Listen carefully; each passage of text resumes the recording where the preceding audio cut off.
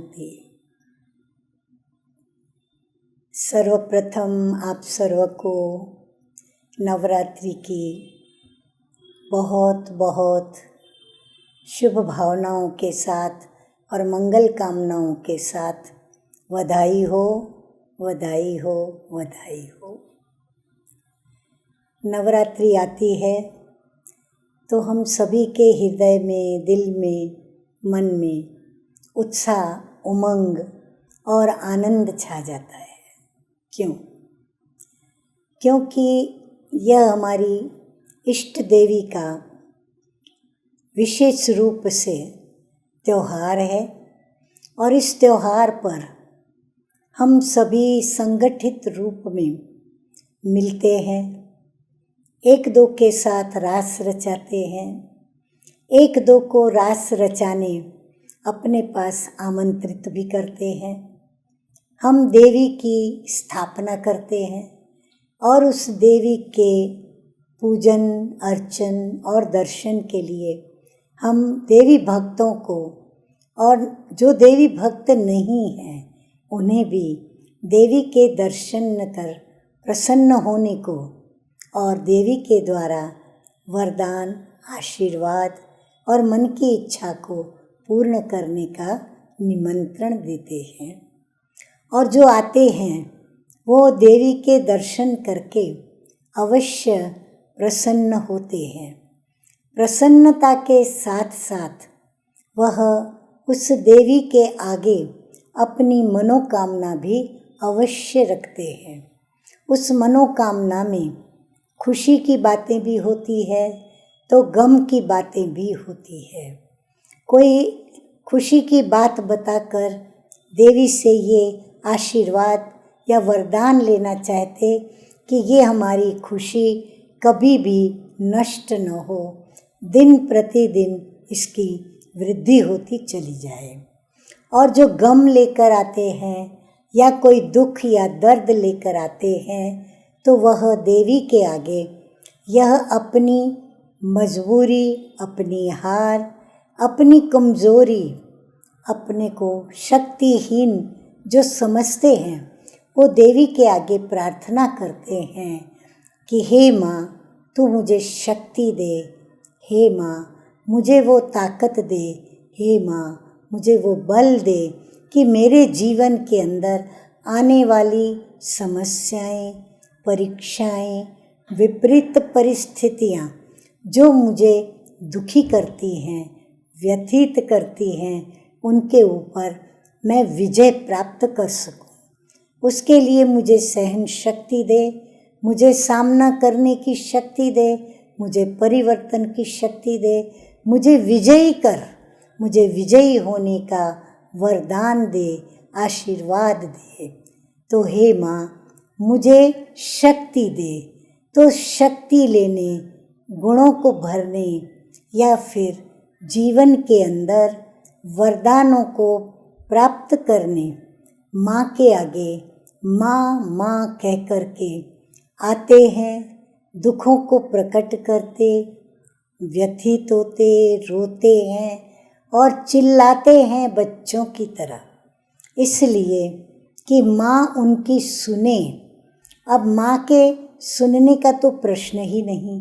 माँ तो हर बच्चों के दुख दर्द में उनकी आवाज़ अवश्य सुनती है। फिर मनुष्य को क्यों लगता है कि मैं चिल्ला चिल्ला कर माँ को पुकारूंगा तो माँ मेरी अर्जी सुनेगी, माँ मुझे सुनेगी। इसलिए कि कहीं ना कहीं उसको हृदय के किसी कोने में ये भय लगा रहता है कि मैं अवगुणी हूँ, मैंने ये पाप किया है, मैंने ये भूल की है, मैंने ये महाभूल की है, मैंने ये महापाप किया है, मैंने कोई पुण्य कर्म नहीं किया, मैंने इतने अच्छे कर्म नहीं किए जो माँ मुझे माफ़ करे, क्षमा करे और मुझे जो मैं मांग रही हूँ या मांग रहा हूँ वो मुझे माँ दे। परंतु उस घड़ी वो भक्त, वो बच्चा माँ की ममता को भूल जाता है कि माँ अपने कैसे भी बच्चे हो, चाहे वो बच्चे उनके सक्षम हो या ना हो, चाहे वो शक्तिवान हो चाहे शक्तिहीन हो, चाहे वो बच्चा किसी अंग से अभंग हो, अगर उसको कोई कर्मेंद्रिय नहीं भी मिली है, वो लूला है, लंगड़ा है, परंतु माँ को पुकारता है, अंधा है, गूंगा है, पर माँ को दिल से जब पुकारता है तो माँ उनकी सुनती है। अरे पुकारने पर सुनती है ऐसा नहीं है। कई बार ऐसे चमत्कार और ऐसी मदद के अनुभव भी हम कईयों के द्वारा सुनते हैं कि मेरे वश की यह बात नहीं थी। मैंने तो कभी माँ को पुकारा भी नहीं, मैंने भगवान को तब याद भी नहीं किया था, परंतु पता नहीं कैसे मेरे जीवन की ये उलझन सुलझ गई, कैसे मेरी समस्या का समाधान हो गया, कैसे मेरी परिस्थिति बदल गई, मेरे में कैसे परिवर्तन आ गया। किसने किया, कब किया, क्यों हुआ, मुझे भी पता नहीं, परंतु जीवन के अंदर ऐसी जादू की बातें या अचानक की बातें, अच्छी बातें, सकारात्मक बातों का हम अनुभव करते हैं, सुनते हैं, सुनाते भी हैं। तो ये क्या है? ये गुप्त रूप में माँ के आशीर्वाद हैं। ये गुप्त रूप में माँ की हुई भक्ति का फल है। अगर इस जन्म में भक्ति नहीं की तो किसी न किसी जन्म में, पूर्व जन्म में हमारी की हुई भक्ति का फल हमें अभी मिल रहा है। तो माँ की ममता से हमें वो अवश्य ही प्राप्त होता है। और माँ क्षमाशील है, माँ करुणा की देवी होती है, माँ प्रेम का सागर होती है, माँ प्रभु का स्वरूप होती है। इसीलिए हमें माँ से ये सब कुछ प्राप्त होता है और इसीलिए हम सभी अपनी मनोकामना देवी के आगे रखते हैं, माँ के आगे रखकर अपनी मनोकामना को पूर्ण करते हैं।